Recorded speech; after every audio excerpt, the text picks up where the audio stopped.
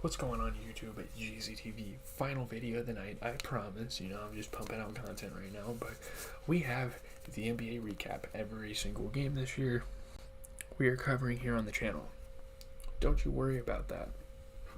I got you guys all year. We had 9 games tonight, so it's going to be a pretty long video, but yeah, we're going to start with the 76ers and the Pistons. My Celtics didn't play today, so my Packers did and they lost. We'll talk about that tomorrow, though.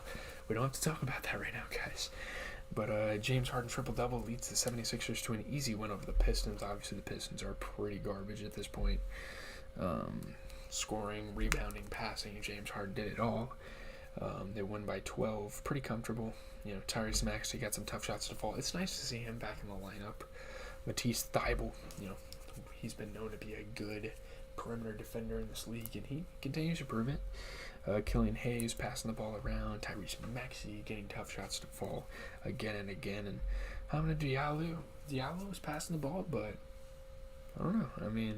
Looking at the Sixers here, you get 20 points out of Montrezl Harrell. Big performance. He's been known in this league to have a couple big performances as a role player, so that's awesome. 23 points for Tyrese Maxey. This team played really well. 20 points, 11 assists, 11 rebounds for James Harden. He shot 60% from 3, 50% from the field. And off the bench, Paul Reed put up 16 points and 12 rebounds, and not too shabby. This team played really well tonight, so shout out to the 76ers playing without Embiid and still maintaining a good season. So Pistons, Bogdanovich, he goes for that usual 20. Isaiah Stewart put up 20 points and 13 rebounds, and Killian Hayes put up 26 points. He shot 50% from 3, probably one of his best games in a while, but Saddiq Bey definitely lacking tonight in performance. This game should have been winnable from the Pistons, but Saddiq Bey, not a good performance. Didn't make a single 3, 25% from the field, 2 1-1. Dude, you got to go for 10 to 15 if you're Saddiq Bey. If you're a player like him who's had good years in the league, he averages 14 a game, you got to. Moving on, Trailblazers, Raptors. Blazers lose their 7th straight on the road. The Raptors won by 12. Good scoring from both Pascal Siakam and Scotty Barnes for the Raptors here. These are much-needed wins for them. They're kind of in a hole right now. 3-game lose streak for the Raptors, but a lose streak on the road continues for the Blazers.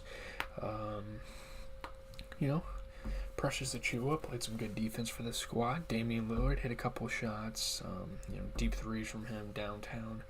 Damian Lillard wasn't just an offensive player this game, but he was defensive as well. He played a good game. It's just they couldn't get the job done. I don't really have too many complaints from the starting lineup here. I think it's just the Raptors played a genuinely good game. 14 points, 18 rebounds for Jusuf Nurkic, 34 points for Damian Lillard, 22 for our boy Anthony Simons, 33% from 3.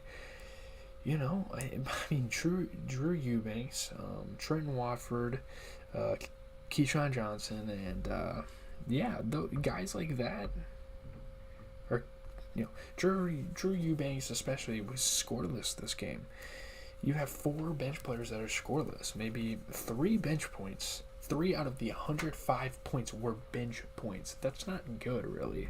More from the bench would be awesome. But looking at the Raptors, 27 points for Pascal, 50% 3-point shooting, 22 points for Scotty Barnes, 33% from 3. So, yeah, just an overall good game for the Raptors.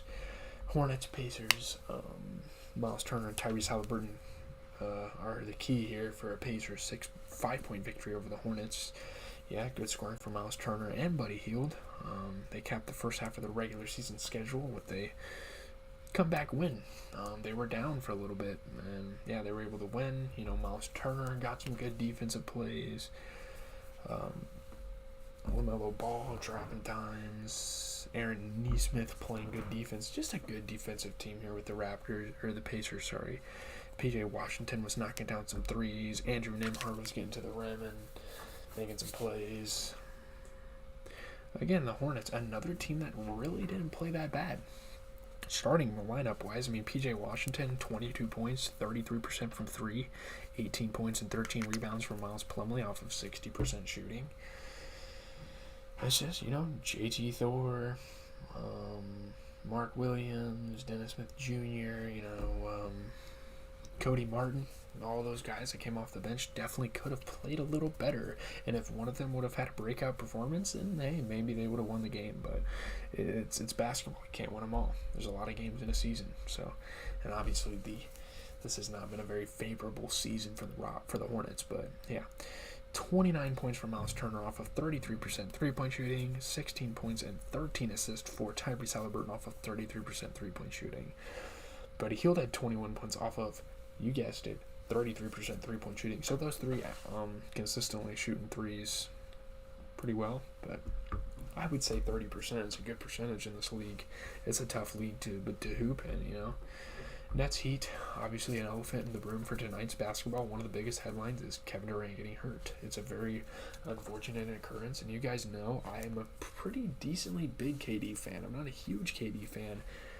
I mean, I didn't watch a fuck ton of him on the Thunder or anything like that, but I like KD. I've always liked KD. I've always marveled at how good of a scorer he was at his size. And yeah, Nets beat the Heat by 1. They lose Kevin Durant to a right knee injury. You know, Brooklyn got another win. Now the Nets have to hope for good news on Kevin Durant. Hopefully he's okay. I'm praying for him. Hopefully it's good news. Nothing but good news. That's what we want. You know, Royce O'Neal with another clutch putback basket. Very reminiscent of what they did to the Trailblazers, which I was watching that game. That was awesome. Wasn't able to watch a lot of games tonight. It's football Sunday. You guys should know this.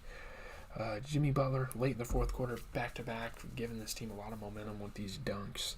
Seth Curry was hitting tough shots. Yeah, man. Kevin Durant collided into Jimmy Butler, injured himself. Maybe it was just a stinger. Hopefully he's back in the next couple of games. I mean, they don't need him for a while. This is a good team. Ben Simmons played some good defense tonight. But yeah, Nicholas Claxton, 13 points, 11 rebounds off of 75% three-point shooting. And Kyrie ended the night with 29 points off of 30% or 40% three-point shooting. So there you have it. Not bad there. Looking at the Miami Heat, I mean, 26 points for Jimmy Butler, 24 for Tyler Hero. Kyle Lowry didn't play great. A couple more buckets to fall and they would have won. And it's crazy that they were even this close to beating the Nets. Obviously, KD's a big role. But, yeah, Kyle Lowry didn't make a single three. Shot 20% overall shooting. So maybe if Kyle Lowry would hit a bucket or two more, they would have won the game. So that's just kind of how it's going for Miami right now. They're still a good team, and they've dug themselves out of a hole, and they're a good basketball team. But Kyle Lowry, he's getting old. He's kind of decaying. Let's face it, you know. Not the best guy to have in your starting lineup, in my opinion. Jazz and Grizzlies. Knew this was going to be a solid game, and it was. Grizzlies, without Ja Morant, beat the Jazz. They extend a win streak to 6, so they're looking like one of the hottest teams in the league. Shout out to the Grizzlies. I have my Ja Morant jersey on. He didn't play tonight, but hey, they were able to win. Good scoring and passing from Desmond Bane. You know, Tyus Jones was scoring the ball. What a good backup he has been for Ja Morant lately. He's been playing really good minutes for this team. Obviously, their leading scorer not playing. Then they were able to win. They won by 5. Close game. It was tough. And Jordan Clarkson squared up and got ejected for a flagrant foul, too. And tempers have been flaring. You know, Jordan Clarkson is a pretty prideful guy. He loves this game, and you can see it. Obviously, he made some foolish choices of squaring up. It doesn't look good, but yeah, Xavier Tillman had some jams. David Roddy, very smooth offense for this team. Jaren Jackson was hitting shots. Santi Aldama was getting to the rim and throwing shit down. Like, their offense was playing really well. Lauri Markkanen, though, continuing a pretty consistent season with 21 points tonight. Off the bench, Walker Kessler, one of the best backup centers in the league, in my opinion. I mean, 10 points, 11 rebounds. Not the best game for Mike Conley. When you're matched up against a backup point guard and you don't make a single three and shoot 33% from the field, I'm going to get on him a little bit. I mean, this is a guy that, honestly, in games like this, where he's not playing a starting point guard, he should be going for 10 to 15 points. He averages 10 points a game. It's very doable for him. It's just he didn't get that extra push. He never really got a rhythm all game, so it is what it is. But checking out the Grizzlies here, 21 points for Tyus Jones off of 33% three-point shooting, and obviously 24 points for Desmond Bane, the leading scorer, as expected. They take advantage of offense through their guard play, so there you have it. Grizzlies get another dub, and they're doing it without their star. That's always a luxury. Same with the Nets we just talked about, but Timberwolves, Rockets, another team playing without a big star. And they're still a pretty bad team, but D'Angelo Russell and Anthony Edwards helped the Timberwolves beat the Rockets by 8. Great scoring from them both. Big early deficit. They overcame it. They were able to win 4 straight wins, the hottest this team has looked all year. Rudy Gobert, powerful dunks. Jabari Smith was passing the ball. Jae'Sean Tate was passing the ball. Good ball movement from the Rockets, but Anthony Edwards played fantastic defense. Kenyon Martin giving this team some hope and power with the dunking. Looking at the Timberwolves, Rudy Gobert, 18 points and 11 rebounds off of 67% shooting, 22 points for Devo, 21 points for Anthony Edwards. You look at the Rockets, and 25 points for KPJ. He played a good game, 60% field goal shooting. Not a great game for the rookie. Again, Jabari Smith, I got to keep getting on him because I think he can be good in this league. He went the whole game without making a 3. He shot 33% from the field. It's 9, 2, and 6. It's not great for a starting lineup, for a starting guy, starter. Someone else on this team has to go 15 to 20 a game, and it's going to either be him or Jalen Green. Let's face it, those are the guys they have to do that. So. And, I want Jabari Smith to keep playing good. Jalen Green has had his fair share of good games, which is why I'm getting on Jabari Smith. It seems kind of silly for me to target him, but yeah. Mavs, Thunder, Shai Gilgeous-Alexander scores 33. He leads the Thunder past the Mavs. Good scoring. They were able to win by 11 tonight. And obviously, this is a Thunder team that's fighting to get in a play-in spot. We're not super late in the year, but we're damn near halfway. So we're going to have to start thinking of, hey, what teams are going to be able to make playoff runs. This is a team that could possibly make it to the play-in. Shai Gilgeous hitting buzzer beaters, a lot of dazzling moves, very tough baskets, awkward jumpers, the whole 9 yards. This guy can score from anywhere. What the hell's going on? Trey Mann hitting some spin moves, step back jumpers, a lot of moves on his arsenal. He's a young guy. I actually have his autographed card, so that's pretty cool. Fun fact. A very crafty offense from SGA. Any means necessary to win this game, and he did. Looking at the Mavs, 27 points and 16 rebounds. Great performance here for Christian Wood. And 21 points for Spencer Dinwiddie. The other two and that big 3 they've been developing, they haven't played bad. So, yeah, not a great game for Dwight Powell. I don't expect him to be a good basketball player. He went 25 minutes without getting a single actual offensive shot up. He got 6 free throws, 2 assists, and 6 rebounds.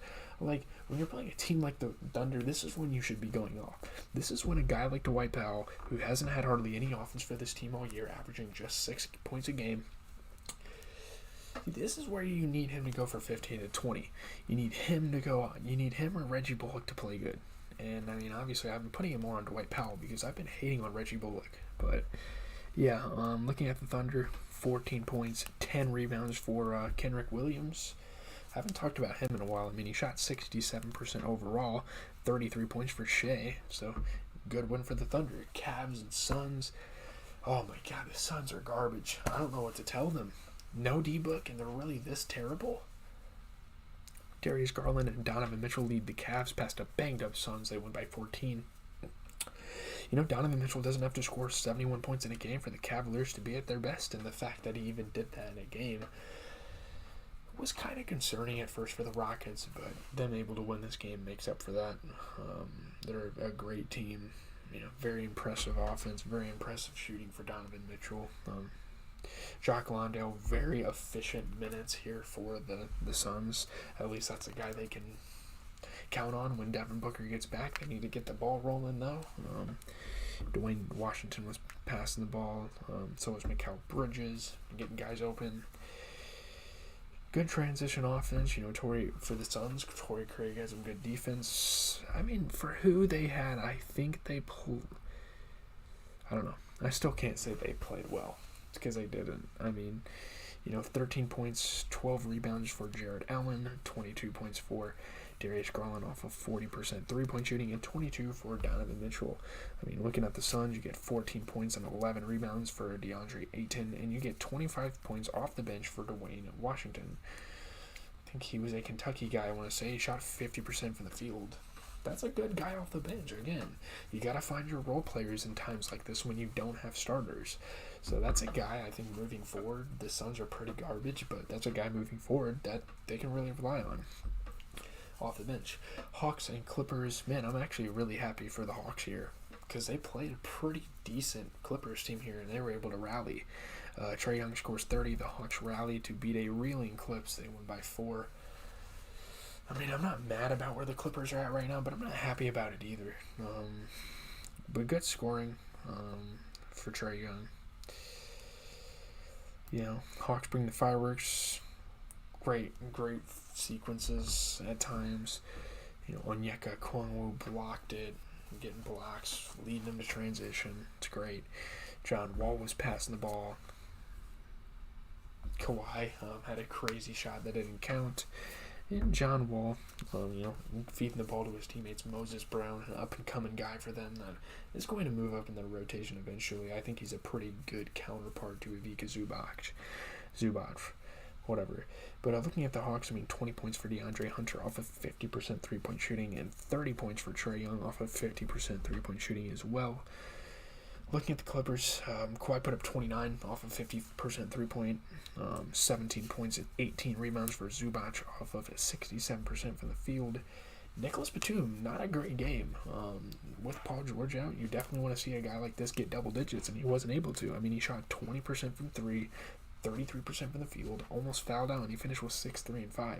That's not great, but yeah, that's all the videos I have for tonight. Tomorrow I can space them out a little bit. I have school, but it's obviously just starting the semester, so I'm not going to be going insane, but yeah, leave a like, comment, subscribe, do all that stuff. I'm happy to have you guys as an audience. We're slowly growing the community. It doesn't happen overnight. Rome wasn't built in a day, that whole shit. But 126 of you guys have supported my channel, and I appreciate every one of you guys, and whoever sees this on their recommended, takes the time and watches it, whatever, I appreciate you guys. So have a good rest of your night. Tomorrow we have This Week in the NFL for all you NFL fans. We have a Walking Dead review and obviously NBA recap. That's a nightly thing. We talk about basketball every night on this channel. So yeah,